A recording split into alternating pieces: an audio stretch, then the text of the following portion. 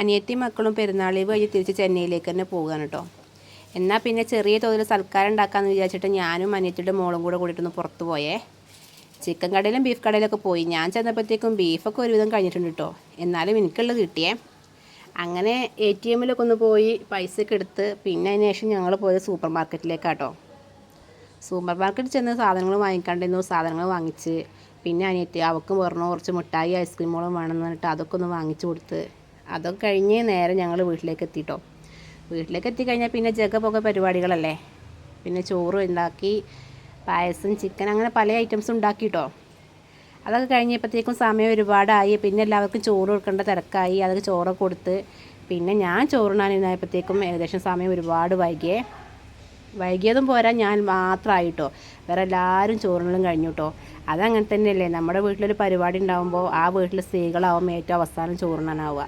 അതേപോലെ തന്നെ ഇതുകൊണ്ട് എൻ്റെ അവസ്ഥ.